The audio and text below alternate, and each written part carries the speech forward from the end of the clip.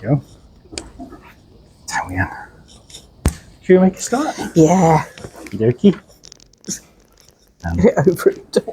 Oh, it's okay. I'll just do a little hello for the video. So thank you very much for coming. We've got fantasy author S.M. Sue Hinton with us. You're from Worcestershire, I am. and this Vicar in Fire is your first novel, part of a trilogy. It is, yes. How would you describe Vicar in Fire to people? It's an adventure. It's a race across the countryside adventure, medieval adventure, squashbuckling, sword fighting, intrigue, mystery, murder, love, discovery, friendship, all rolled into one. An epic story.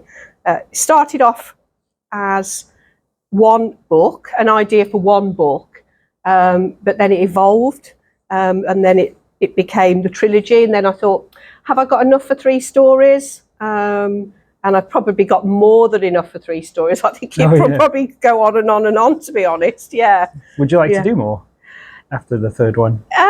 I think there are characters in Vicar in Fire that I think that people might be interested to hear more about their story. So sort of spin-offs, I suppose, is what you'd call it. Because in my head, I create the backstory for all these characters. And so I know where they've come from and what journey they've been on. And then when they enter Vicar in Fire, you just get to see the character there and then. And I think I probably would like to tell the story of some of the characters that are in the book, you know, sort of elaborate or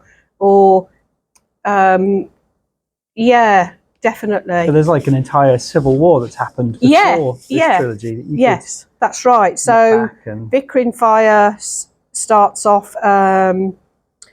It's set in a world in a land called Mercia, it's a fantasy land. It's basically an alternate England, if you like, and it starts 14 years after a civil war, where the country is divided into 2. So there's a big backstory there, all about the Civil War, which you do get to hear a little bit about in the book as we go along, and you understand why the Civil War came about and why the country was split in 2. Secrets, I think on the front, secrets lost in the past. So yeah. I love it when you pick up a book and it feels like there's already a book that you'll never read. It's already happened. Yes. So you've got things that happened like 10 years ago. Yes. It gives it loads of depth, I think. And it's a lot more interesting. And did it make you want to know a bit more about that then? Because it makes you feel as well like the characters have lived a life. Yes.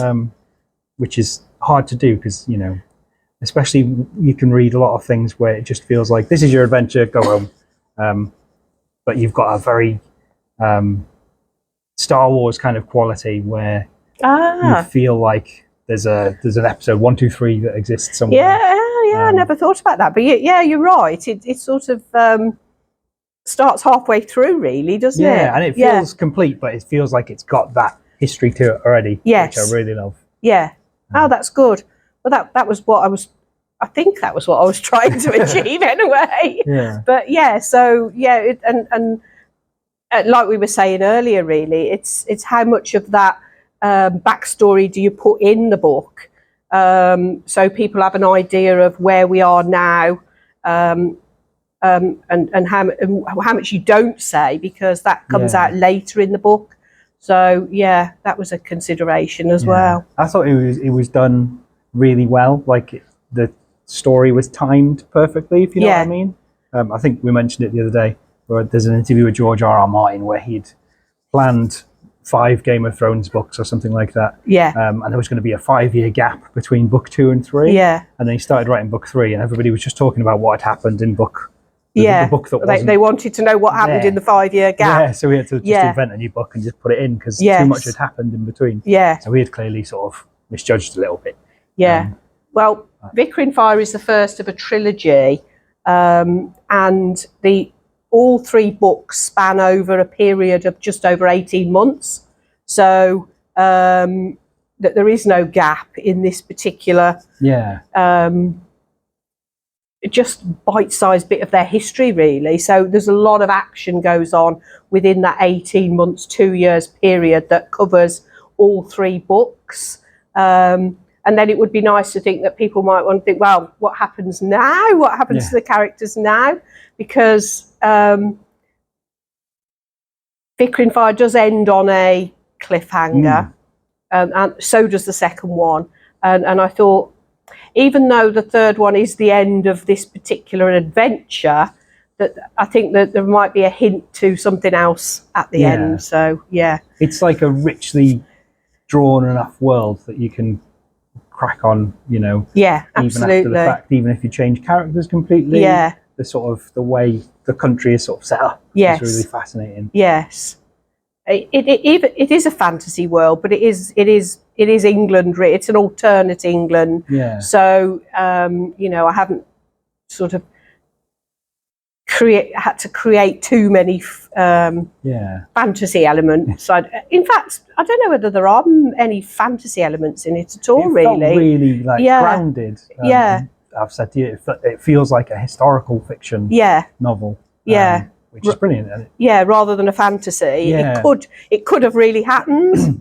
Which was what I wanted it to do, but I didn't want to set it in a particular time or set it in a particular you know, period of time within England, because I wanted the flexibility to be able to you know, certain things that happen or elements of, you know, the dress or the clothes and the furniture that they use and what they eat and how they travel. I didn't want to be restricted to a certain time. So by making Mercia a fantasy land-esque, I could have them, you know, they could eat that kind of food, they could wear these kind of clothes, they could travel around, and all the houses are.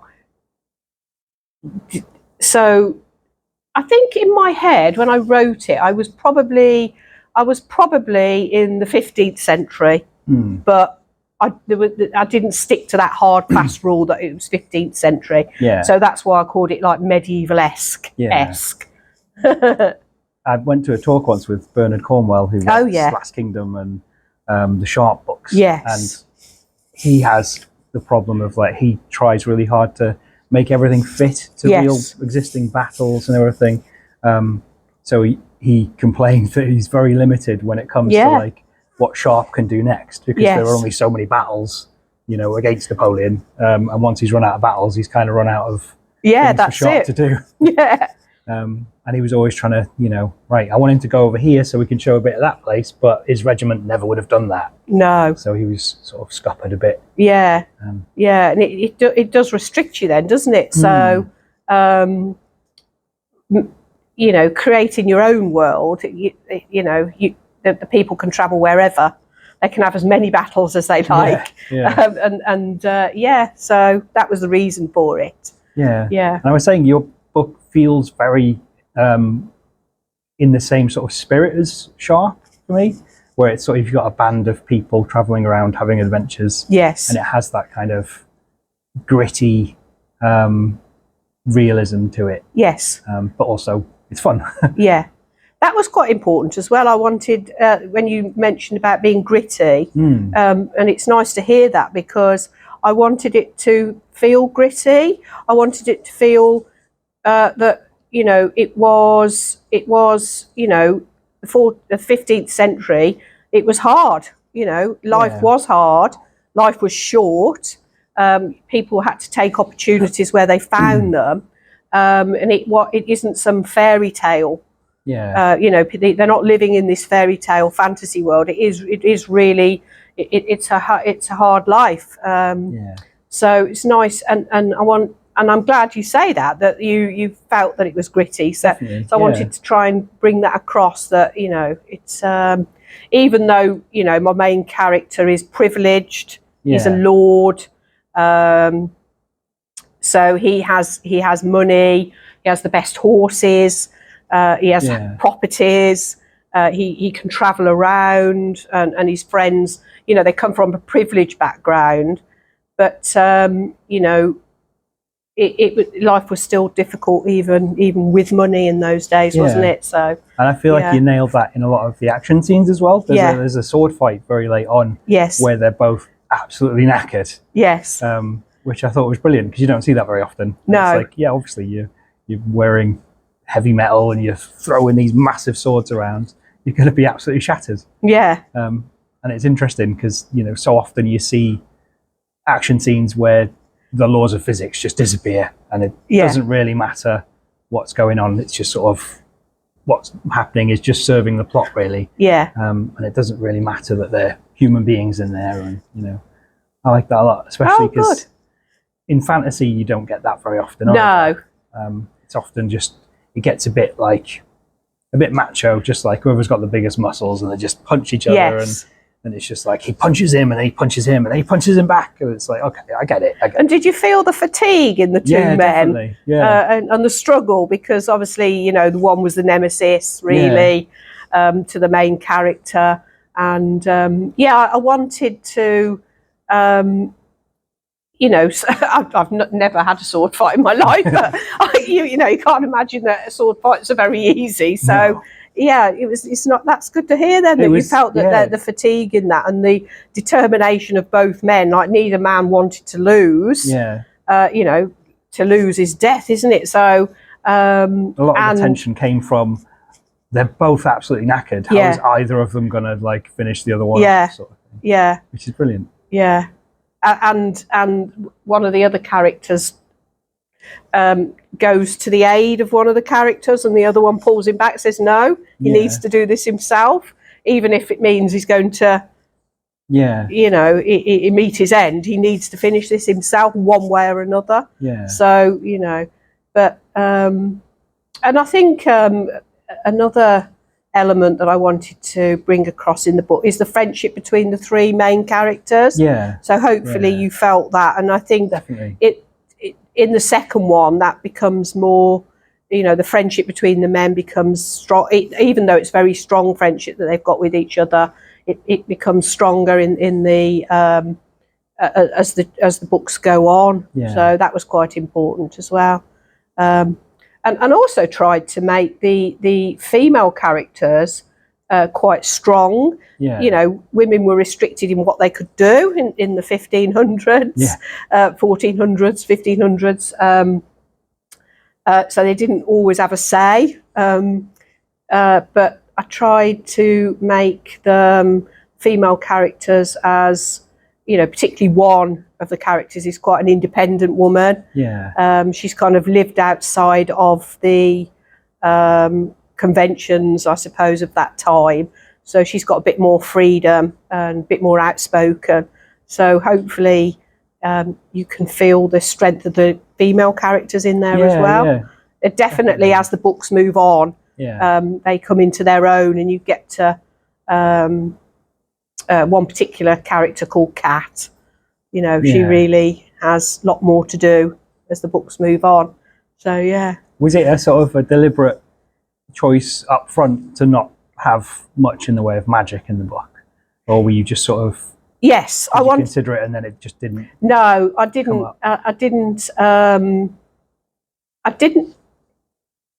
Even though there are, you know, there's some creative license there in certain elements of the book, I didn't want to make it like a true fantasy with like magic or dragons or anything like that.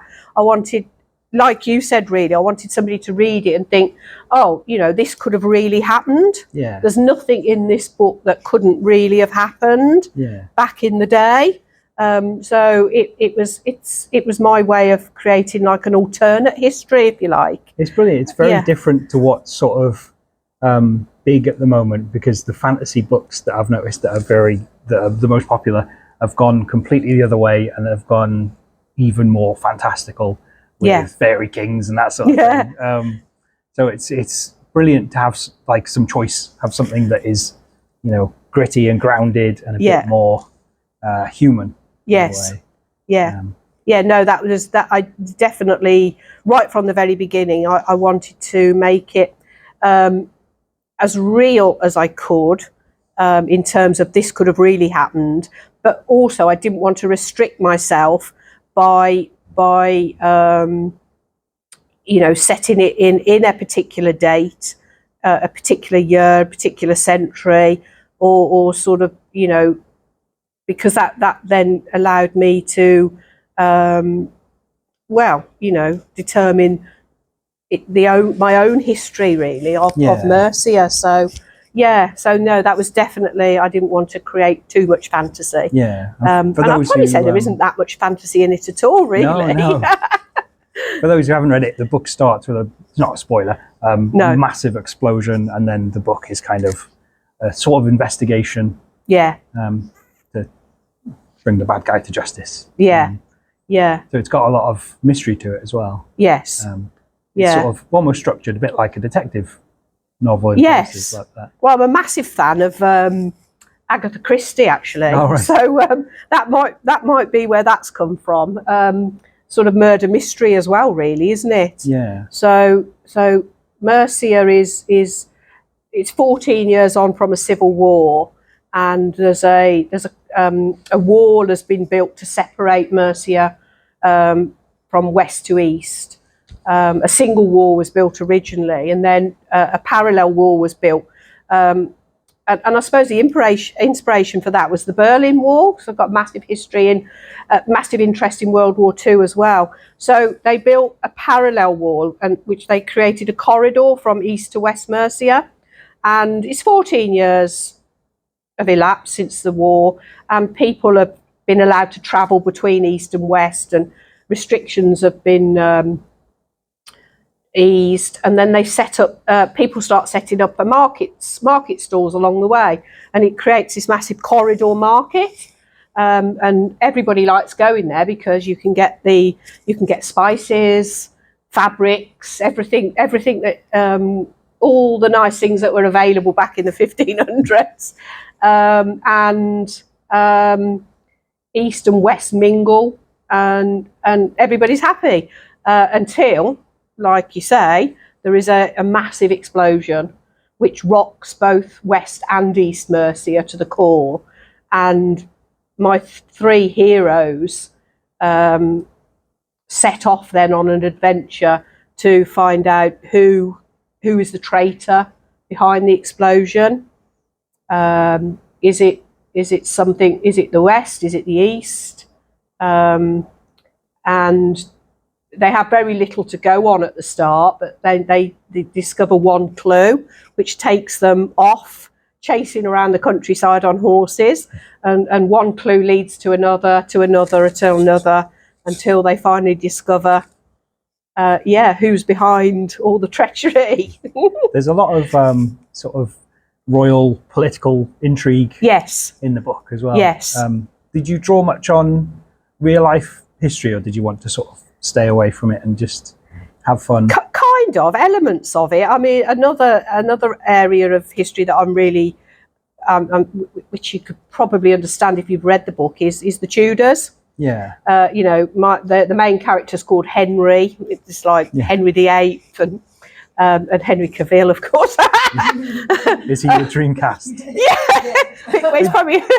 I think he's everybody's dream cast for everything. He's probably too old now to play my Henry, but so the intrigue at court, when you're at the palace in the capital, which is called Kingsley, all that sort of is from books and programs that I've read and seen on the television. It was a medieval court.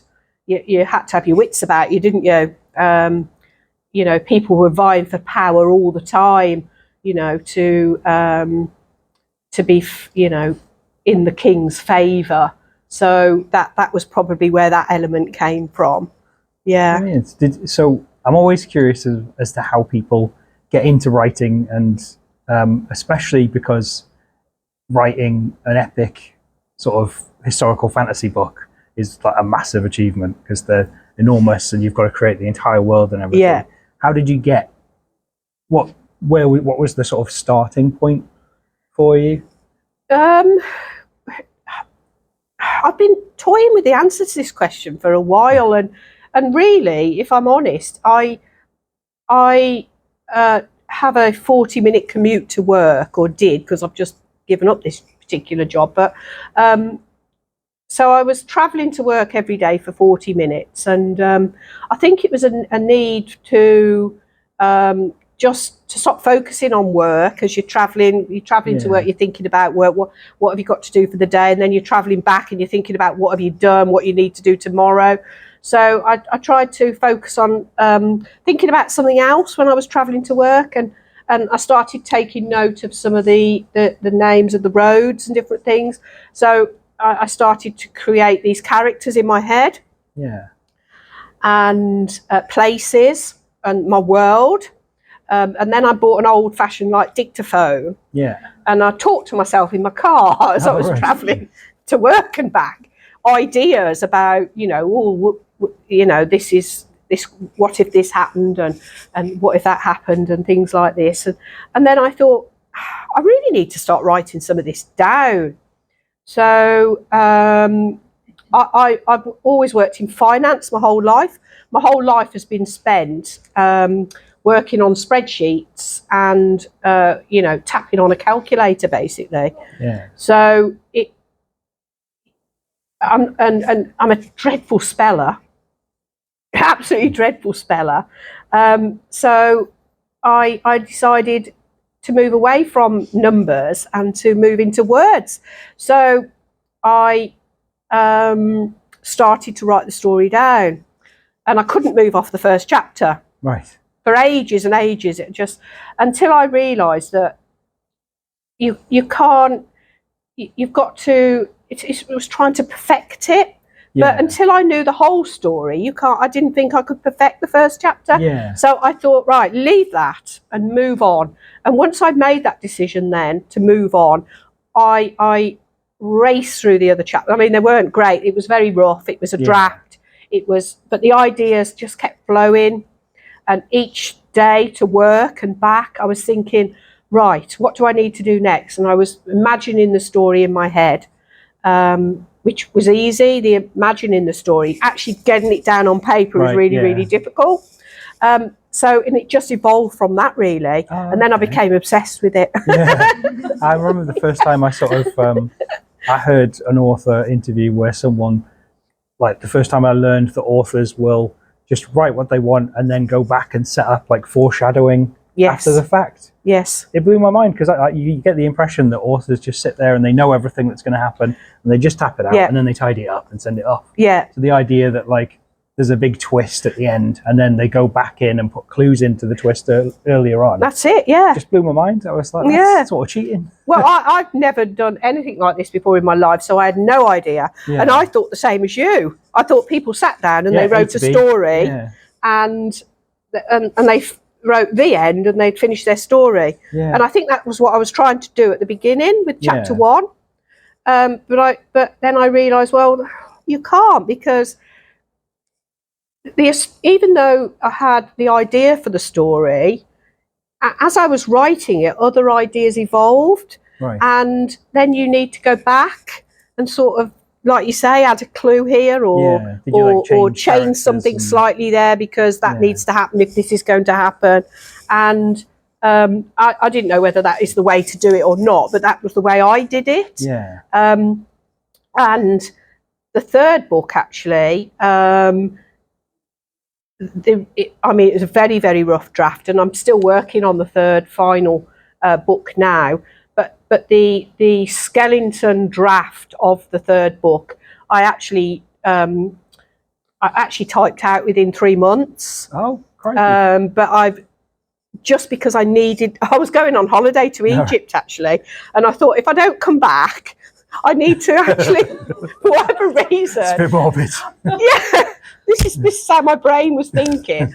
I thought I need to actually just get the bones of the story out. So book 1 was was about to be published. Book 2 was finished. Book 2 is at the publishers now.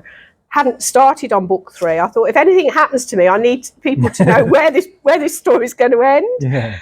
It's very, very rough, and I'm halfway through my first edit of that very, very rough draft, and I shall probably revisit that another 2 or 3 times before I'm happy with it. So I've got quite a lot to do on the third one, but I'm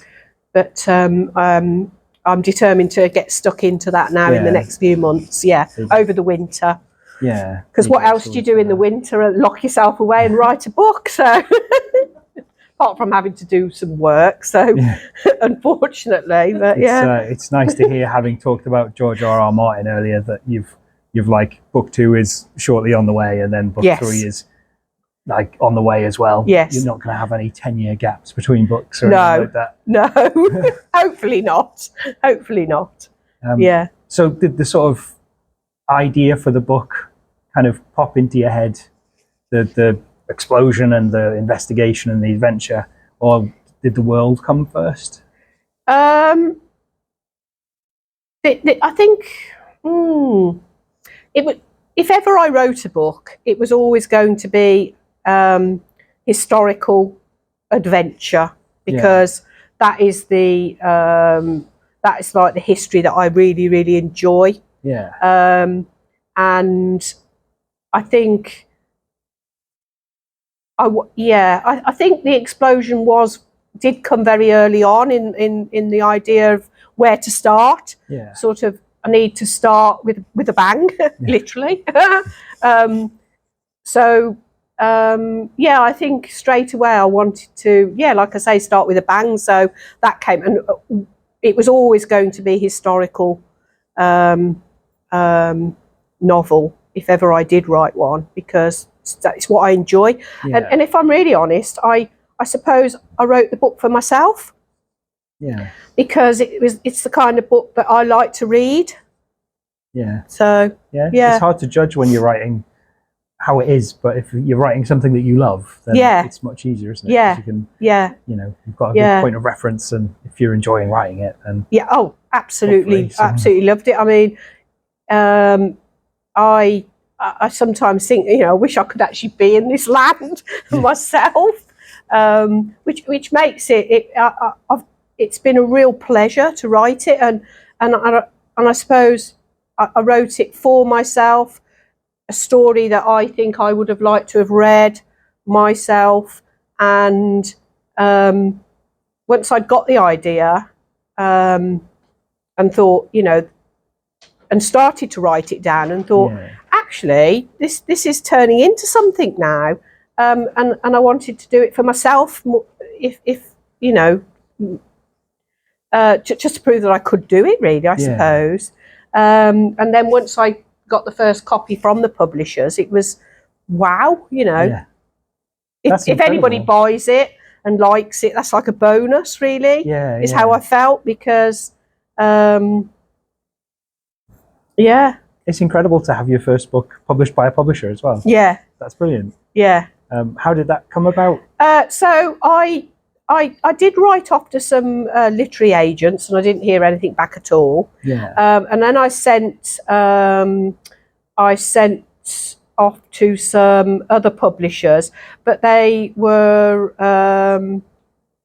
like what they call vanity publishers. Well, they charge you to so they charge you, and I did toy with that, because I got three of them wrote back and said yes, they would publish the book. So that gave me and I thought, oh well, even though they're going to charge me, they must think it's decent.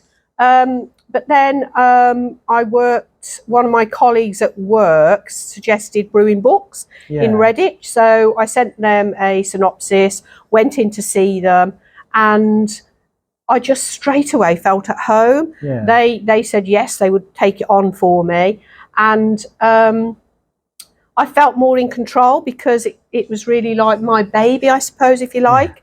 And being able to actually go to the publishers, to speak to them in person, I felt that they could see my passion for the book, and I thought they would do the most justice for it, and I could work with them.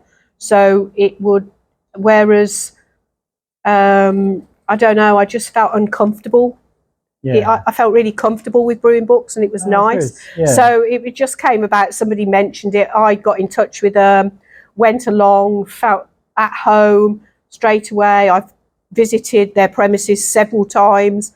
Yeah. The lady that's editing and proofreading the second book, she emails me all the time. Yeah. You know, about questions. Did you mean to say this? Do you mean to say that? Should this be that? Etc. Etc. And she's and I think she understands me, and that's nice. I feel like I'm really involved in the process of the publishing of the book. Brilliant. As well as just like having written the book as well. So yeah, it's amazing. I remember I saw the book on their website because they publish mostly sort of brilliant local history books. And I saw that they published a fantasy book, and I was like, oh my god, that's amazing. Yeah. And then you came to our writers group, which is I know, but yeah, so they must have really taken to it then to publish something that's so sort of out of their normal wheelhouse. Absolutely, as well. Which is brilliant. Yeah. So it was great. It was really great. And then, like you say, I turned up at the writers group. Yeah. And I'm trying to sort of self-publish myself. I know other people who are self-publishing, but the idea of having a publisher and a you know, an editor and a team behind you, it sounds brilliant. Yeah, it is. I did toy with the idea of self-publishing, but I started to do some research, and it just sounds like a minefield, and I thought it just seemed so stressful. Yeah. Because you're trying to write a book. I'm working as well, and I thought I can't be doing this. Yeah, it becomes like 6 jobs in one. Yeah, and it would take away from the enjoyment as well, I felt, of actually writing the book. The one thing I haven't particularly liked is the social media. I'll be honest about that. I had no social media presence whatsoever before the book was published. And of course, I was advised that I needed to get some social media presence. I had no Facebook or anything. And that really took me right out of my comfort zone. But hey ho, it's what you have to do, isn't it? What did they advise you doing, if you don't mind me asking, like Facebook and so just Facebook and Instagram is the main one.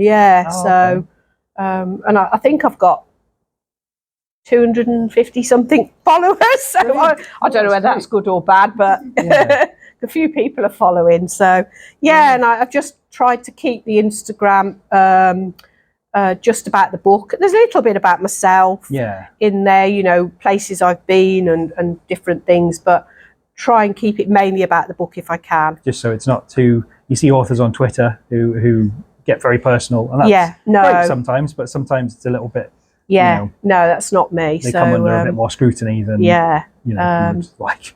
And that was probably the most scariest part, really, because like I say, I'd never been on any kind of, got no social media presence whatsoever up until that point. So that was, putting myself out there was super scary. But you know, there are some nice people on there, to be honest, and I've had some really nice comments back. There are other indie authors who are, you know, trying to just get their book out there, really, and people to read their book, and you know, lots of encouraging words as well, which is nice. So you've had lots of really good reviews. So positive, as well. I have. Really nice reviews, and some nice reviews on Amazon, and I think there's a couple. I think you said you'd added one to Goodreads for me, so that was nice. And there's some lovely reviews on Brewing Books as well. Brilliant. Yeah, so really, really positive, which is nice, which makes it feel like it's worthwhile, and must encourage me now to actually buckle down and finish this third one. And then once you've well, I mean, you've written the book, book one, and then it's sort of out there then, isn't it? It's like, until the end of time, it's out there and people can read it. That's right, and, you know, which is quite exciting, isn't it? Yeah, it is really. Do you know what your plan is for after book 3 of this? Would you like to carry on with more Vicar and Fire, or would you like to try a different series? I would like to carry on with Vicar in Fire. I'd probably do a leap in time if I did, even though I could do some spin-off stories from the characters that are in these 3 books. I think if I carried on with the same characters, I would probably do quite a big leap in time. So they're sort of older and they've got grown-up children, maybe. I've thought about that idea. Yeah. And then I thought, I've also got an idea for a more modern story. Oh, okay. Sort of a bit supernatural kind of esque story, set in modern day, which revolves around a psychiatric ward. Oh, okay. Because my daughter is a mental health nurse. So I've got some real intel there. So brilliant. I thought, maybe some kind of supernatural, devil-esque. Oh, I love it. Around a psychiatric ward kind of story. That's brilliant. So I've been toying with that, and that would just be one story. Yeah. But to be honest, joining the writers group and writing the short stories. Yeah. I absolutely really love writing the short stories as well. Oh, good. Yeah. For anyone watching at home, we have a writing group which meets twice a month, and we're just sort of writing whatever, really, aren't we? So you have a monthly challenge, and you can write whatever you want, and quite often people get quite far outside their comfort zone. Yes. Which is good fun. Yeah, it was really good fun. I've really enjoyed it. And we've published a book, haven't we? We have, a collection of our submissions from over the 2 years, which if anybody wants to pinch, we have a library copy. Over there, there's a copy. Redditch Writers. Yeah, so I've got a short story in there as well, which is titled Fire, which is absolutely no relation to Vicar in Fire at all. But that was the theme, wasn't it? In homage, I think, to Vicar in Fire, wasn't it? So who knows? I don't know. I need to finish book 3. Yeah. I'm asking you about things far in the future. Yeah, I need to finish book 3, and then I think then. I don't know whether I can leave Vicar in alone. I don't know whether I can move on to something else. I'm not sure. Yeah. But I'm definitely going to continue writing. Absolutely, I love it. Absolutely love it. It must have been, even if nobody reads it, I still love it. It must have been hard as well, writing such a massive project while working at the same time. Yes. You don't hear a lot about that. No. I'm a sucker for author interviews and that sort of thing, and just everyone I can get my hands on, and they rarely talk about how hard it is to fit it in around real life. It is really hard. It's I mean, to be fair, I only work 3 days a week. So I did have that spare time, but even then, some days I'd sit down. So I don't work on a Monday, so I'd get up as though I was going to work. So I get up at 6 because I travel. So I get up at normal time. I sit in front of the computer, and when I was writing, the second book, actually, I was sat there for like 11 hours. Oh, really? Yeah, but it felt like 5 minutes. But it's too much. But I knew I pushed myself to get to a certain point because I knew I'd got to go to work tomorrow. Right. And I needed to, in my own head, I needed to get that section finished. Because then I'd got 3 days of work before I could, because I couldn't work because I left home early. I was leaving home at 7. I wasn't getting home sometimes till 7. So actually writing in the week was not possible because I was just too tired. And when you're tired, you write rubbish. So I do. I'm better off early in the morning. You're not alone. But first thing in the morning, I am the most productive. By lunchtime, I'm starting to, but I keep going because even just getting bones of a story down is better than I feel myself personally, getting bones of a story down is better than getting nothing down at all. So at least, because I know what I want to write, so at least I've got something. Yeah. And I like the going back and reviewing. I like the going back and editing. Yeah. I like that stage. How does it look when you look backwards or you look at your writing sometime later? Do you judge it strictly? Are you happy with what you've written before? How much edits do you make? Loads. I'm never happy. Does it change a lot from your first draft to your final? Yes. The story is the same, but the writing, all the time, always critical. What do you change? The structure, the tone of voice, wording, or you think the entire scene? No, it's more about the structure of the the words that I've used, or I don't feel like I've described something in the way that I ought to have, and or I've used the wrong word. I've made it sound maybe too modern. Oh, okay. And so once, and then I can spend I can take one paragraph that I'm not happy with, and think, it's what I want to say, but it's not saying it in the way I want to say it. And I rewrite it. So I structure the sentences and I change some of the words, and I can spend ages and ages until I've got it right. But then I'll look at other paragraphs and think, right, I feel like I've nailed that one. Yeah. And I can move on. So, but I quite like that going back and reviewing it stage. No impulses when you read the ready book. Don't want to edit it anymore. Actually, I did. When I first got a copy before it was actually released into the big wide world, I sat and read it literally within 2 days. I didn't stop, and I just thought, I should have said that. That doesn't sound right. And I'm like, I had to put it away and say, leave it now, because I can't change it now. It is what it is. But I think, we're all probably self-critical, aren't we? Of, it's good, really, that you can go back and still read it and find things. Yes.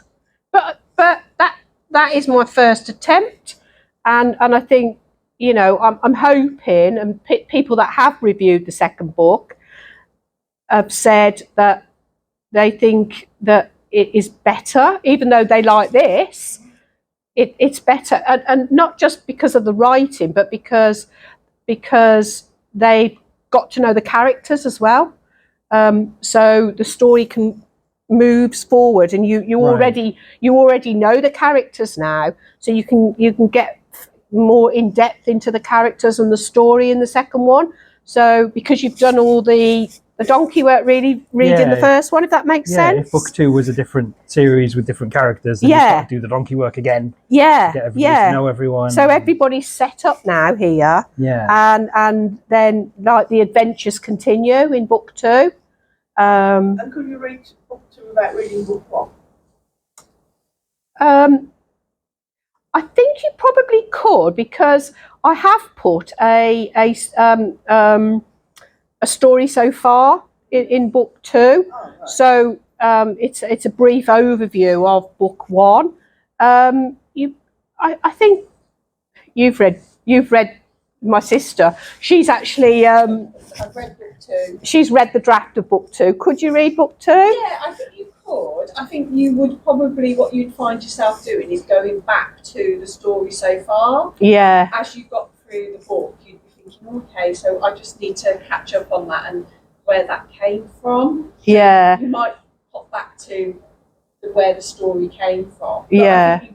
I think you could. I think you'd miss a lot of the elements, though, wouldn't you, of book 1? That the real story behind, because the whole adventure, the consequences of what happened in the first one run throughout all 3, really, and it's not really resolved until the very end. So I think you could, but I wouldn't advise it, because I think you're more because you've read the first one, you're more invested in the characters. Yeah. And there's more twists and turns in the second one. Yeah. And yeah, you're really sort of invested in the characters as well, so it makes you feel as though you're with them and you want them to do well, and yeah. And as for the third, I think you'd have to at least have read the second to really understand the third, because the third, I suppose, eventually throughout the adventures begin again, but the third book really ties up all the elements of what's happened in the first and second book. So something happens to a character in the third that to understand why that is happening to them, you need to know what happened to them in the first book. So it is really a trilogy, but you probably could get away with 2 and 3 if you didn't want to read the first one. But yeah, I love the idea of including a previously on bit at the start of each book. I think that should be law. Yeah, I called it the story so far. Yeah, no, I love it because books they're published so far apart. Yes. That, sometimes you feel like you've got to go back and read. Like if you've got a 5-book series and book 6 comes out, you feel like you've got to read 5 books again. Yeah, that's right. And I thought even if you've read the first book, it's just a reminder. Yeah, so if you've read the first book, then you read the story so far at the beginning of the second book. It's like it's a refresher, because it might have been a year since you read. and it refreshes you. And like, oh god, That's very kind, because it's such an achievement for me to like get the time to finish a book. That the idea of having to go back and read 3 books to catch up to where I want to, because I really want to read the 4th one. So it's like, oh god. So I should do that in the third, which will probably be a bit more. It was quite difficult to sum up the first book in about. I think I did it in 5 pages on a Word document. So I don't know how many pages that would be in a book. Probably about 8 pages in a printed book. But it was quite difficult to sum up the whole of Vicar in Fire in that short time. So I just tried to pick out the main, and of course I could do the spoilers there, because hopefully you've read the first one, so I'm not really spoiling anything. So did you have to write the synopsis for this book for marketing and for the back and that sort of thing? Yes. Did you find that hard? No, I didn't actually. Oh, really? Not for this one, but I'm thinking that I'm going to have to do that very soon for the second one, and I really don't know where to start for the second one. So that stuff. It's like a different skill set completely, isn't it? Yeah. You've got a brilliant title, by the way. I love the titles for them. What's the second book called? Vicar in Revenge. Brilliant. Oh. And then the third one is called Vicar in War. Nice. So, and I think the cover for Vicar in Revenge will be the same but black with the sword, and then Vicar in War will be a grey cover with 2 swords crossed over like this. Brilliant. So it keeps, so you can see that they all like relate together. So red for fire, black for revenge, and the grey is the smoke of war, I suppose. That's where the grey came from. Brilliant. So, did you have input into the cover design and that sort of thing? Yeah. I knew exactly what I wanted. Yeah. My daughter created something on Canva for me, which is I sort of said, this is what I want, and we looked at adding bits of fire here, there, and everywhere, and I just thought, no, I want to keep it super simple. Yeah. So I presented that to the publishers, and they created that, and also on the side, which was really quite nice there. So I was really pleased with that. I wanted to keep it super simple. Brilliant, because you hear horror stories of publishers where people are forced to like change their title. Nothing like that. Some authors don't have any control over their title at all, I've heard. So really? They'll submit a book to the publisher with a particular title, and then the publisher will be like, yeah, okay, but we'll call it something else. Don't worry about it. Is that because they don't think it's going to sell? It's all about sales, I think it's probably. A sales thing, because I've heard that from podcasts with thriller authors, especially. And thrillers are very trend driven, I've noticed. So you get it's quite handy working in a library, because you get to see all the deliveries. You do. So over the past few months, you'll notice loads of thrillers that are just the cover is a picture of a house and one of the windows is yellow. Oh, That sort of thing. Because that's the fashion at the moment, is it? Yeah. And, the covers are always dark blue with bright yellow titles. Yeah. And, I suppose because they stand out, don't they? yeah, and you can tell what you're getting. Yeah. Quite quickly. Yeah. So it makes sense. Do you think you know what you're getting when you look at that? You've read it. I think so. Yeah, definitely. Because it doesn't really say it's just a sword on a red background, but yeah, so it's like soulless fantasy, but there's no dragons or anything on the cover. No. And the simple sword makes you think that it's more grounded, which it is. It is, yeah. Which is Arthurian. Yeah. Yeah, definitely. Yeah, you've sort of done the King Arthur thing, haven't you? You've invented a new mythology. Yeah. Which is brilliant. Yeah. So brilliant. Does anybody have any questions at all for Sue? How long did it take you to write it? the first one, 18 months, 2 years. The second one, 12 months. The third one, I'm almost 12 months into when I first put pen to paper with the third one, and I'm nowhere near finishing it. So that's probably going to be... Yeah. Is that because of the challenge of having to wrap everything up? Yes. Is it getting... I remember you saying once that the second book is a bit bigger than the first book. Yes. Is the third book going to be bigger again? This is the problem, and I can't make it. So I think there's 430 something pages on this. I've had a draft copy of Vicar in Revenge printed as it would appear in the book, and I think there are about 450 pages, so it's about 20 pages longer, which is great because I wanted to keep it a similar size. Yeah. And I didn't. I wanted to, but it happened by accident. So, But the third one, I didn't. It was originally going to be one book, and then I thought, oh no, I've got too much here for one book. It's definitely going to be 2 books. And then I thought, no, I've got too much here. It's definitely going to be a trilogy, but I haven't got enough for a third book. But now I'm thinking, but yeah. So I'm hoping it will at least be the same size. So they'll all be about the same size. Trilogy is very satisfying, quite a chunky isn't book. It? It's like, trilogy seems to be the sort of, if you're going to have a series, have a trilogy because that's satisfying. Yes. For readers. Yes. And everything. Yes. But yeah. And well done on making them on powering through them and getting them out, for epic fantasy very quickly. Yeah. Yeah. Well, that's what sitting at a computer for 11 hours delivers you. Yeah. And hard work.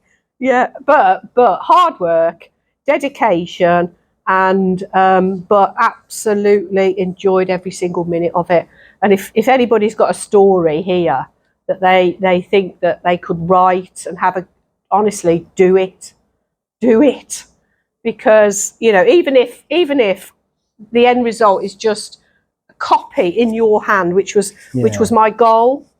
When I received my first copy, I went to the publishers and they gave me my first copy, and I just, whatever happens now, I am a published author. Yeah. So if you have got a story and you're toying about the idea of actually putting pen to paper and doing it, my advice would be just do it, even if it's just for yourself.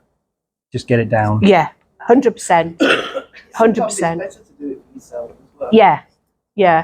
Oh, yeah. I mean, wouldn't it be fantastic if somebody picked it up and it went onto Netflix? Yeah.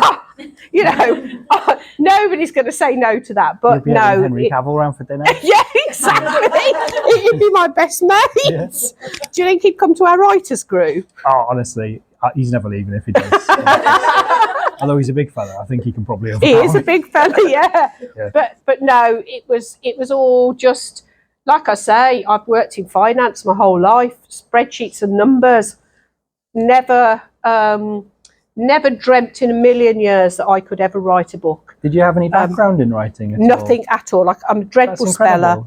Yeah. Did you do any creative writing? No, nothing at all. Like that? Nothing at all. That's amazing. No, nothing at all. But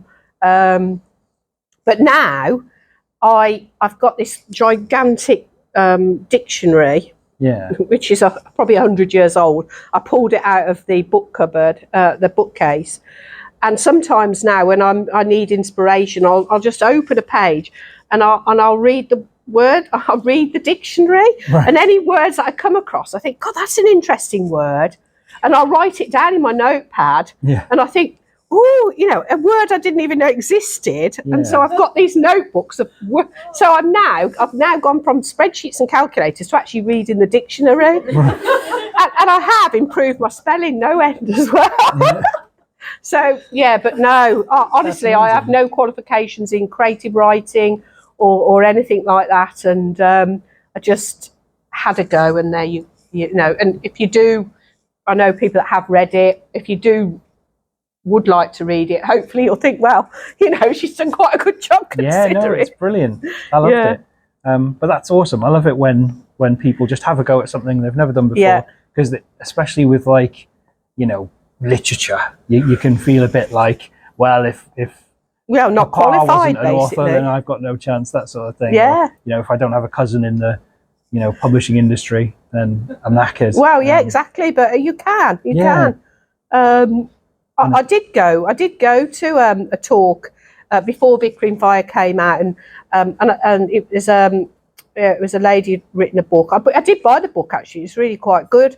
But she, funnily enough, she started off in finance, but she'd also done a course in creative writing. And she'd done several courses in creative writing, and then she had an editor who helped her to set the book out and the timings, and I'm sat there and I'm thinking, well, I haven't done any of that. And I sat there thinking I was like a fraud, like, because I haven't done any of that. And I thought, well, and I went and spoke to somebody at work. I said, I went to this meeting and she'd done this and she'd done that, and I said, I'm a fraud. And she said, no, you're not. you have done all that, but just done it yourself. You're not a fraud. There's a million different ways to do stuff now, isn't there? But I just thought, so don't let nothing stop you, I suppose, is what I'm trying to say. It can be hard with artsy stuff as well, like anything, knowing where to go to get training, or you know, there's the old cliche of wanting to write but not having the right pen. Like, it's researching what typewriter Stephen King uses and that sort of thing. And quite often there's like an industry about how to write and how to publish your own book. There are loads. So it's so easy to fall in the trap that I've fallen into myself before, of just like buying a million books on how to write a book, you know, paying for courses and stuff. And some of them are brilliant, but it is an entire industry of you know, it's easy to fall into because there's no set path of, like, if you want to become a doctor, go to university, study whatever doctors study, and you can become a doctor. If you want to write a book, there's no sort of clear path to do it. Which is brilliant in a way. But when you're first starting out, it can be quite intimidating. It is really, and I just, oh dear. But I think personally that you know, whatever your writing style, and the fact, you know, even if you can't spell, if you've got a good story and somebody wants to read it, it doesn't matter, does it? Yeah. And now with technology and everything, I'm always banging on about self-publishing and how you can do everything yourself for free and that sort of thing. But it's brilliant to see that there are local publishers around as well, willing to take a chance, like in Redditch as well, which is brilliant. And I've looked around and there's loads of brilliant, like, indie publishers in Birmingham doing all sorts of great stuff. There's loads of little indie bookshops. I think there's a revolution coming, actually, for indie writers, because you know, a lot of these well-established writers with the big publishing houses down in London, and it's really difficult for anybody to get an in onto that.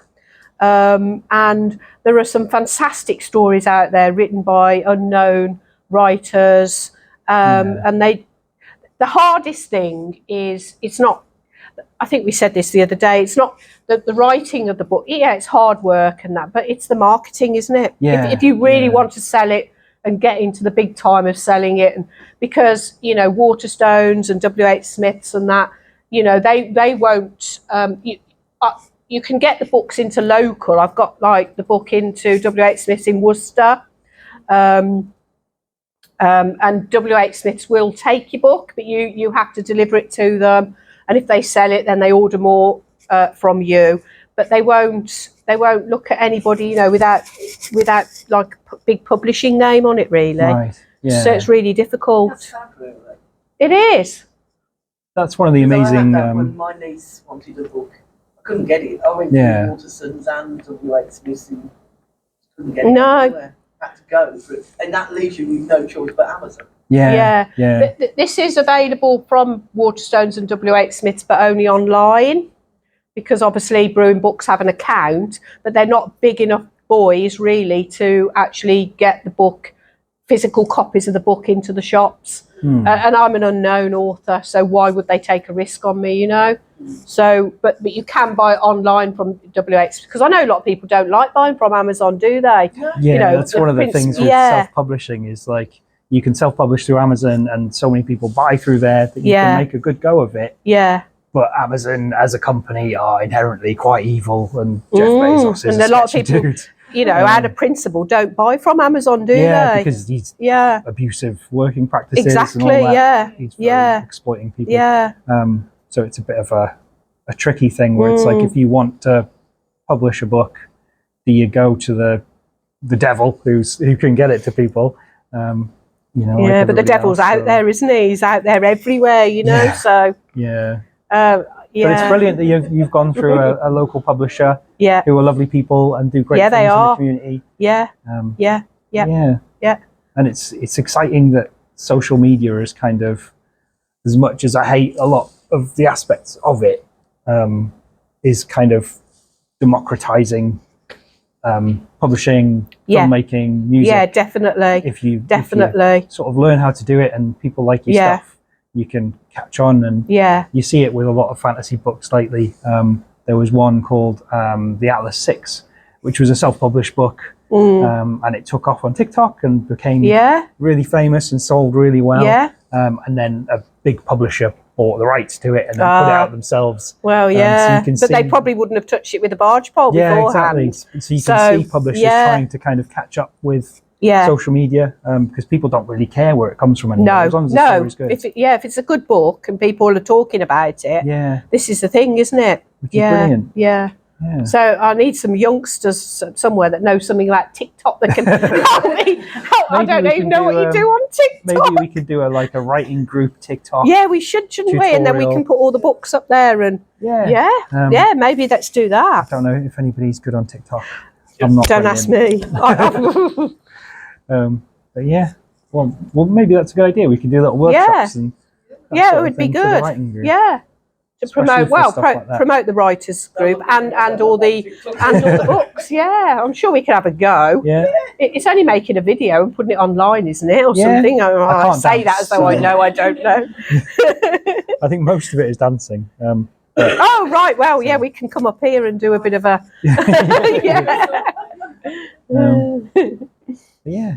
I'll make a note of that and then badger the boss to give me some time to come up with. So I can research some TikTok stuff, and we'll do a little workshop, and because that's the hard bit. Well, that book you just mentioned, it might be worth having a look at what TikTok went around for that, and then we can perhaps copy some of the ideas. A lot of people get mentions on.